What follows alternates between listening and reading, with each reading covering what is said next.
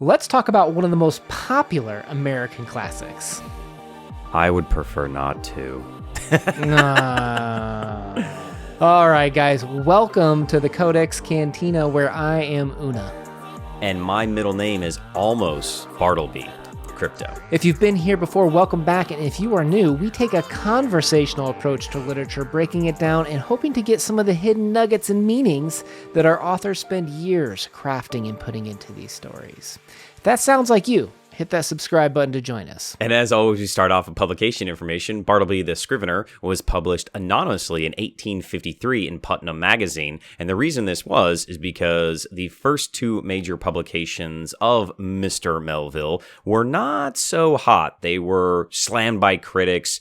Readers didn't understand it. They didn't like Moby Dick. They didn't like Billy Budd. And so he asked them, hey, I still need to get paid. Can you publish this anonymously so I can still have work going out there? And it's kind of crazy to think that if he hadn't done that, this might have been lost to obscurity. And if you want to follow along with H&M's story here, you can check out the doobly-doo down below, where we'll have a link for you to listen and read for free. The doobly-doo, that's a new one. This story, regardless of, him needing to kind of like obfuscate who was writing it because he didn't think anybody would want to pick it up, is hysterical. This is a great story it had me on the edge of my seat laughing sometimes. My wife also looked over me when I was reading it the second time through because I enjoyed it that much. And she's like, what's funny? And I was like, you got to read this story. Do you think he intended it to be funny, or do you think it meant to be serious for the time period of what was changing in the mid-19th century in the world? And that's the beauty of literature, is you can make it whatever makes sense for you. And for me, I don't know if I care if he intended it to be funny or not, because it's hysterical. And to your point, it's about a very serious thing. Like, this dude's a law copyist. Like, what's a scrivener for people that didn't know? It's a person that just kind of copies documents. Like, writing was more common, but still not as prevalent as it was today. And it was a very specialized kind of like role, I guess. I shouldn't say specialized, but it was a role to copy. And it's kind of boring. Right. Yeah, I mean, they couldn't just use the printing press for these legal documents. Almost like they have to be notarized. This is a very serious job, a very important job for legal documents. And I interpret it very funny as well. And maybe that's just our perspective. I don't know if old H&M was trying to be funny, or maybe he was. I don't know. I'll get into it. Let's do plot and move on from there and analyze the Scrivener out of this. So our narrator, a successful lawyer on Wall Street, has 3 clerks that work under him. We learn about each of them, how they drink half the day or are really young. And he has more work that needs to be done, and thus hires Bartleby the Scrivener. At first, Bartleby does his job. However, soon enough, he begins refusing to do certain parts of his work altogether. He instead performs his dead wall reveries and stares at the wall. The narrator consults with the other clerks, but fails to come to conclusion on how to get Bartleby to do work. He flat out refuses his request and simply replies, I simply prefer not to. I would prefer not to. Soon, the narrator decides to move his office and thus leave Bartleby behind. However, the new tenants in the building are furious as Bartleby just kind of stays there and won't leave. And also refuses all of their requests. Soon, Bartleby is arrested, taken to the halls of justice, aka the tombs. And the narrator begins to feel compassion, or maybe curiosity a little bit, for Bartleby. Or guilt. Or guilt visits him in the jail, right? So Bartleby is free to explore the open area, but simply prefers not to, and just stares at the wall. Later, the narrator visits Bartleby, but this time when he visits, he finds him dead by the wall. The narrator ponders rumors that the man was forced out of a job at the dead letter office. The lawyer finishes with his line, "Ah, Bartleby, ah, humanity." Ah, humanity. Oh. I definitely want to talk about that ending sentence, and I'm sure everybody has their speculation, but I think that my interpretation might be a little bit different than what a lot of people, because of the exclamation points in there. Well, we might be a little bit remiss, too, because we started this conversation and we actually didn't tell the truth. We said the story was called Bartleby the Scrivener, but it is not. It is Bartleby the Scrivener, a story of Wall Street. So, Dun, dun, dun. right. So, to your point of what did, H&M, intend here, I don't know. But we have a funny story, and he calls it Bartleby, but is it really Bartleby's story? Well, it's definitely not Bartleby's journey. I think it's the unnamed narrator's story of maybe his growth, or maybe old H&M is telling us what is changing in America, is changing in the world, and that how we're supposed to treat one another is being altered by Wall Street and the greed or the industrialization. I don't know. So, Crypto, my history teacher, at this point in American history, how was the country reacting to Wall Street?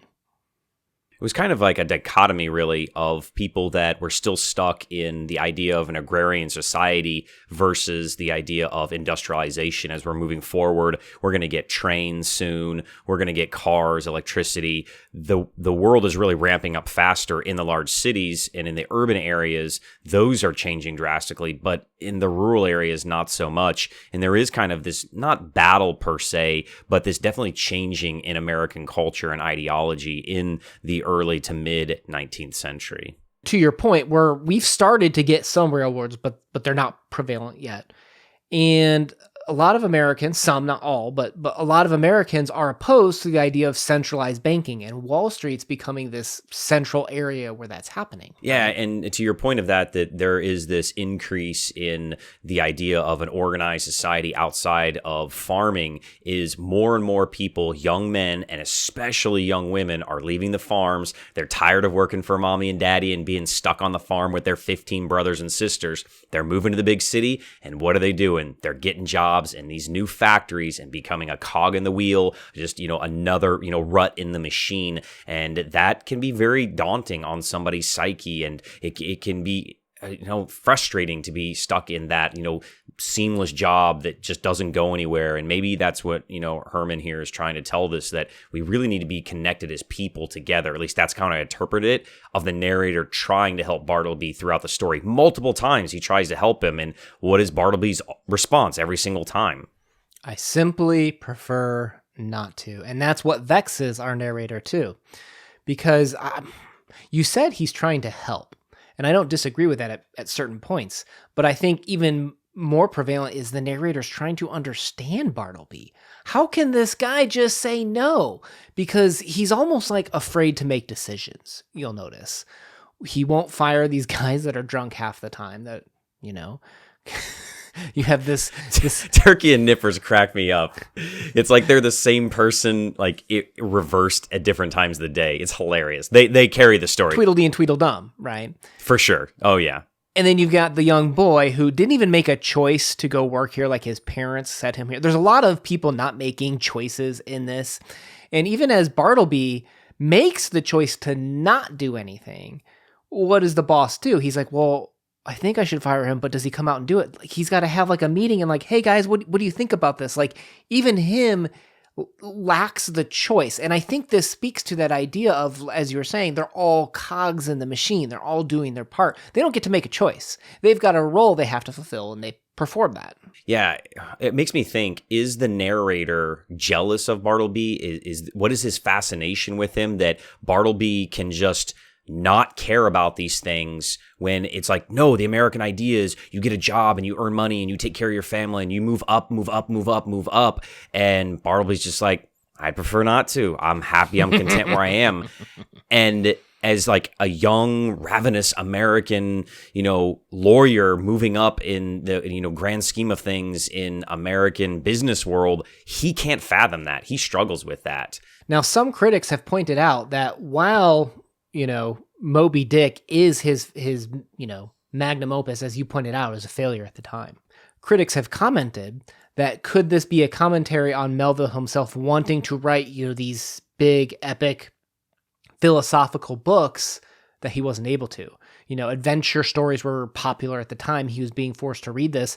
A common way that a lot of critics kind of attack this, on top of being the cog in the wheel, is he being forced into being that cog, and he can't do the things that he wants to, like write the big epic Moby Dicks that nobody wants to buy, at least at the time. For sure, yeah. And if you kind of think of it that there's these two different personalities of, a younger America versus maybe an older America, maybe not necessarily like an age thing, but Bartleby is kind of playing it safe, and he's taking the easiest path, the path of least resistance. And Melville himself is not. He's challenging. He's writing these stories that people aren't used to reading, and he's not getting anywhere with it. And that's kind of the same with our unnamed narrator here too. And that just difference of personalities, and I think what they want out of life ideologies is very, very disparaging, I guess, between Bartleby and the narrator. So something else that kind of pops up a lot is dead. Like the feeling of dead, characters being described as dead, Bartleby with his dead wall reveries. It's all over the place. Did you have much of a takeaway on that one? Oh, yeah. I loved how ghostly descriptive this story is. If I had known better, I would almost think that this was some sort of horror story. Throughout there, quote, it says, "I'm going upstairs to my old haunt." It's even described Bartleby as haunting this place. The way he's described is very gaunt, and his slender cheekbones and his pale complexion. There is a lot of symbology and adjective descriptors in here, almost giving it that ghost story horror-esque. What's interesting too is there's a couple of religious references in here. I'm not sure everybody would pick up on them, but of course there's the usual 3 that you see a lot of places. How many clerks were there before Bartleby? There were 3. How many days did Bartleby meditate on a suggestion from the narrator? It's 3. And one of the last lines, near the epilogue here, we have, he's asleep, ain't he? With kings and counselors, murmured I. Which is, of course, a reference to the book of Job. Now, if you read the book of Job, do you recall kind of what's happening at that point in time? Oh, man, isn't that like the oldest book in the Bible? I can't remember that far back. It's worth mentioning, at this point in the Bible, when this line comes up, Job hadn't spoken for 7 days and 7 nights. He was almost on this protest in the same way that Bartleby just refused to acknowledge and engage with people. Like some people have even talked about from a criticism standpoint, is Bartleby meant to represent civil disobedience, right? Like just refusing to go along with being the cog in the wheel. He's even like a protester staying still and not moving. The cops have to come and remove him. Like, again, very different times between now and then, but you have those comparisons. Well, Job was on a similar journey. He hadn't spoken for 7 days, 7 nights until finally at this moment, this comes up and he starts to question death. And again, we have all these references to death in this story too. Yeah, for sure. Because this is the chapter in which Job wished he had never been born. He considers the vanity and the emptiness of the lives of the folks that are dead, and the kings and the castles that have come to ruin. You can't take your castle with you. It sits in ruins. What do you do with your riches? Your riches can't come with you to heaven, and that sort of thing. And this is important because it's starting to appear to Job that death is the great equalizer, right? And to me, Bartleby is going through this similar journey where he's starting to see death everywhere. And he's starting to realize that why be a cog in the wheel and have, basically the same thing that would happen to a king who is rich. And I think this is, again, not totally supported in the text, so we're stepping outside a little bit, but why put this Book of Job reference here?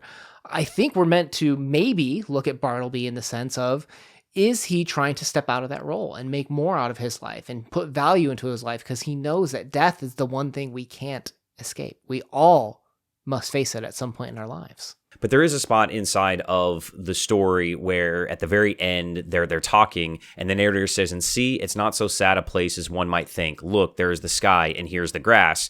And you said that he just stares at the wall, and he does actually reply and he says, "I know where I am." And earlier in the story, one of the clerks had said, "I think, sir, he's a little loony." But Bartleby seems to understand his plight. He seems to understand what's going on with him. It just, nothing in the world excites him anymore. And I don't know how to take that. Now, to the other point you made, I do agree 100%. There's a lot of death imagery. It's abundant throughout the entire story.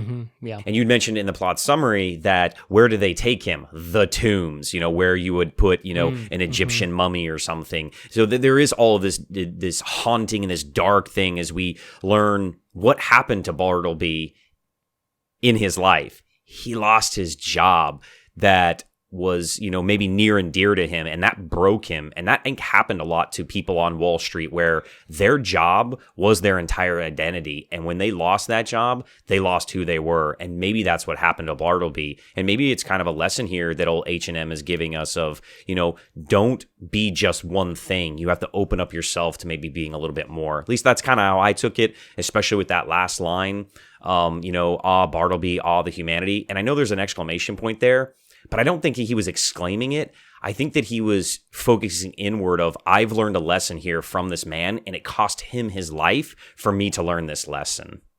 So that's a good question. What do you guys out there think was the big lesson that you took away from this? We'd love to hear from you down below. Again, we're going to leave a playlist down below where we will be tackling Moby Dick in the future. So depending on when you're watching this video, we may be sailing the seas with H&M here.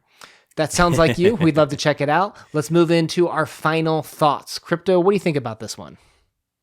No number for me. I think this one is a masterpiece by a master author. I know we don't give out a lot of numbers anymore, and maybe that, is for a good thing.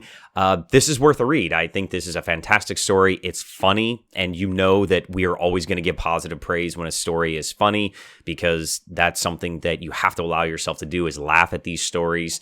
And as we were talking about him, I just, I keep giggling to myself on the inside of Old Turkey and Nippers and, them just acting shenanigans. If I had to sum up this story, imagine one part Office Space where they can't kick a guy out because he's too crazy, and the other one is these Wolf of Wall Street guys in the office just making all these shenanigans that are making everybody laugh and have a great time. So it's worth checking out. So recommended, if you will. Guys, we appreciate you spending some time with us today. We post videos every Monday and Thursday. Hit that subscribe button to join us on the journey. Una out. Peace. Or I would rather not.